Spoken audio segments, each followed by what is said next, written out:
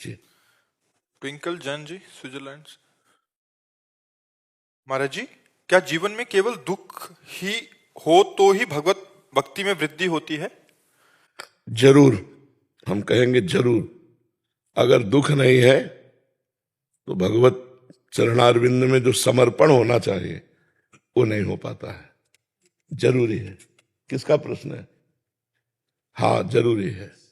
भगवान कृपा करें और हमें दुख दें, जिससे हमारी अंदर की वासना नष्ट हो और उपासना शुरू हो जाए। जब तक दुख नहीं पड़ता तब तक शरणागति नहीं होती।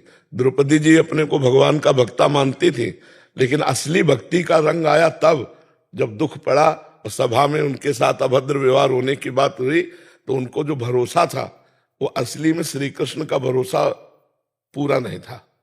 पहले पतियों का था, फिर समाज का था, फिर अपना था, और बाद में श्री कृष्ण का था। नहीं था। ये पता कैसे चला? जब दुख आया तो पहले पतियों में भरोसा गया, फिर भीष्म आदि में भरोसा गया, फिर अपने हाथ से पकड़ा, और जब देखा कि अब नहीं, तब त्राहिमाम, हे द्वारिकाधीश, हे श्री कृष्ण, भगवान वस्त्र रूप में यहीं प्रकट हो गए। तो हमें लगता है विपत्ति और दुख ये वो अमृत है जो भगवान से मिला देता है। यदि सत्संग हो तो, शर्त है यदि सत्संग हो तो, नहीं तो विपत्ति और दुख सबको प्राप्त हो रहा है, वो उसकी निवृत्ति के लिए और पापाचरण कर रहा है। अगर सत्संग हो तो विपत्ति और दुख भगवान से निश्चित मिला देता है, क्योंकि फिर कोई सहयोगी नहीं होता। हम देखा कि संसार में कोई भी प्यार उसको नहीं करता जो ठोकरे खा रहा है, विपत्ति है, दुख है, कोई नहीं प्यार करता। और जब ऐश्वर्य और वैभव और सब सुख संपत्ति होती ना, जिसको कभी नहीं जानते वो भी आके हाथ मिलाएगा, भाई साहब आप हमें जानते हैं, हम आपसे वहां मिले थे, वो अपना परिचय बताएगा। और अगर विपत्ति में हो आपका परिचय वाला है तो ऐसे करके चला जाएगा कि आप दिखाई न दे। इसलिए मुझे लगता है भगवान बड़े कृपालु हैं, जिनको विपत्ति और दुख देकर सत्संग दे देते हैं, वो निकल जाते हैं, वो विपत्ति और दुख का सदुपयोग कर लेते हैं। जी।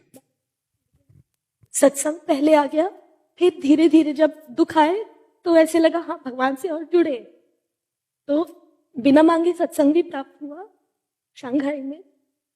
और अब ऐसे लगता है कि विपत्ति ये है कि हर समय जैसे आपका हट कितना था बचपन में कि आप निकल गए, हमारे अंदर वो हट क्यों नहीं आता?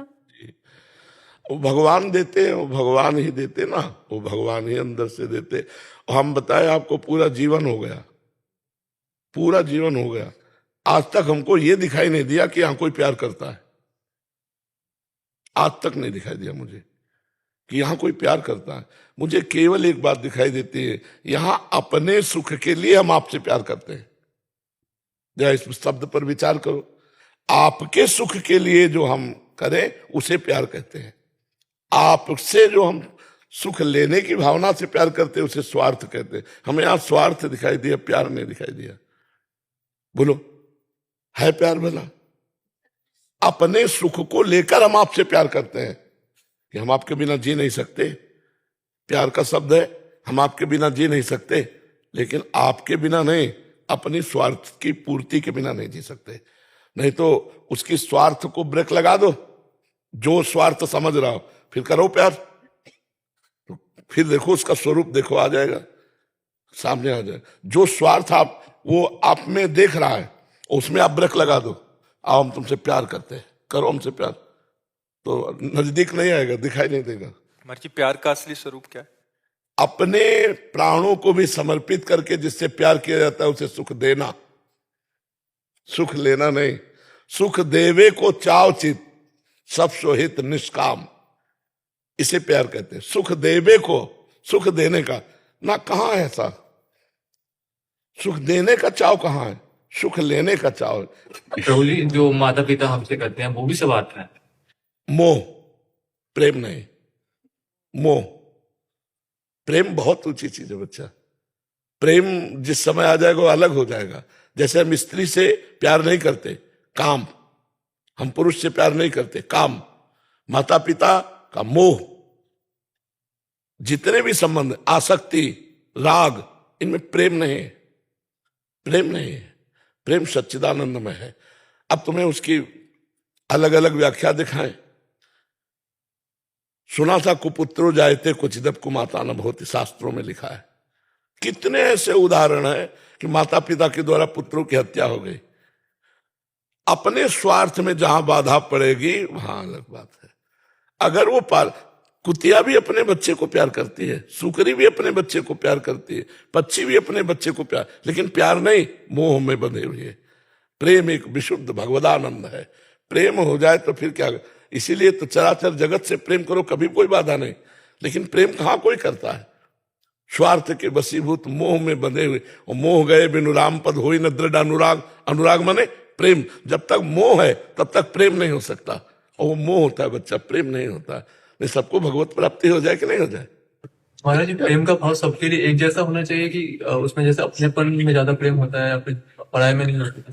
प्रेम की सीधी परिभाषा है, हम जिससे प्रेम करते हैं सिर्फ उसको सुख देने की भावना हो, किंचन मात्र स्वार्थ बुद्धि ना हो। अब चाहे माता पिता हो, चाहे पुत्र हो, चाहे पत्नी हो, चाहे भाई हो, चाहे देश हो, चाहे समाज हो, चाहे विश्व हो, अपने सुख की लालसा से किया हुआ राग होता है, मोह होता है, आसक्ति होती, स्वार्थ होता है, काम होता है, प्रेम नहीं होता है। आप समझ पा रहे ना? इसीलिए करोड़ों में किसी एक में प्रेम अंकुरण पाया जाएगा? नहीं पाया जाएगा। हितधाम में आए थे, कहा कि हमारा प्रेम विवाह हुआ, लव मैरिज, आशीर्वाद दीजिए। 8 महीने बाद फिर आए तो हम कहा तुम्हारी पत्नी साथ नहीं, बोले डिवोर्स हो गया है। वो अरे लव अरे एक बार दिल दे दिया तो फिर तुम चाहे जैसा तुम करो, हम तुम्हें दिल दे दिया। एक बार जब हमने तुम्हें दिल दे दिया तो दे दिया यार, जिंदगी भर के लिए दे दिया। अब तुम अगर हमें मार भी डालोगे तो हमारा दिल तुम्हें आशीर्वाद देगा। प्रेम का मतलब सोचते हो? अगर तुम हमें मारोगे या मार भी डालोगे तो हमारे दिल में अगर आवाज सुनोगे तो तुम्हारे लिए आशीर्वाद ही निकलेगा, तुम्हारे लिए दुख नहीं निकले। इसे कहते प्रेम है। भला ये महाराज जी, ऐसा प्रेम तो केवल प्रभु के लिए ही हो सकता। तो फिर अब इसीलिए तो प्रेम कहाँ है। और जब कोई भगवान का आशिक प्रेम करेगा जगत में भी तो अद्वितीय बेजोड़ होगा। जैसे तुलसीदास जी ने अपनी पत्नी से प्रेम किया तो मायके जाने का समय ले दिया। मायके जाने का हम जी नहीं सकते तुम्हारे बिना, तुम मायके कैसे चली जाओगी? जैसे धनुर्दास जी ने अपनी पत्नी से प्रेम किया, महाभागवत है, तो ऐसे चलते हैं, बाजार में सब्जी लेने नहीं जाते, पत्नी जाएगी क्योंकि वो बिछो नहीं सह सकते, तो पत्नी ऐसे चल रही, आप छाता लिए ऐसे चल रहे हैं। चिंतामणि में इतने आसक्त हो गए, सब कुछ न्यौछावर कर दिया बिल्व मंगल जी ने। अगर भागवतिक पुरुष हिरण से आसक्त हो गए तो अगला जन्म हिरण का लेना पड़ा, और महाराज हिरण की दुर्गति नहीं होने दी, वही राजा रहुगण बना हिरण। और भरत भागवतिक अगर पुरुष किसी से भी प्रेम कर लेगा तो आर पार का निर्वाह होता, वहां स्वार्थ नहीं होता। इसलिए भागवतिक पुरुष का कहीं प्रेम होता नहीं भगवान के सिवा। अगर हो जाए तो बेजोड़ होता है। हिरण से प्रेम किया, जिस भगवान की प्राप्ति के लिए अपना राज्य छोड़ा, अपनी पत्नी पुत्र छोड़े और हिरण से प्यार कर लिया, तो उसके लिए 3 जन्म लगा दिए, 3 जन्म लगा दिए। जड़ भरत के रूप में पालकी में उसी को तो उठाए हुए उपदेश कर रहे हैं। तो प्रेम शब्द से हृदय में कुछ होने लगता है। नहीं, आपके होता है कि नहीं होता हमें पता नहीं, कि हमारे होने लगता है। प्रेम शब्द होते ही एक, जैसे कोई दिल को मसला करे, शायद इसको ही इश्क कहते। प्रेम को उर्दू में इश्क कहते। इश्क इसको बोले जैसे कोई दिल को मसला करे, अपने प्यारे की याद में, प्यारे के लिए तड़पना, प्यारे के लिए सिसकना, प्यारे के लिए बलिदान होना। ये प्रेम कहाँ आता है? अपने स्वार्थ की पूर्ति के लिए। देखो हमारे पास ये संसार में प्रेम तो बात करते ही आंसू टपकने लगे, बात करते ही हृदय बहा बहा घूमे, उसे प्रेम कहते हैं। जो दूसरों के लिए बलिदान करने, देखो देश प्रेम, देखो वंदे मातरम, फांसी का फंदा डाल लिया। देश प्रेम देखो, गुरु गोविंद सिंह के दोनों बच्चे दीवार में जिंदा चुने जा रहे हैं, ना उनके आंसू ना बच्चों के आंसू। अब ये देश प्रेम।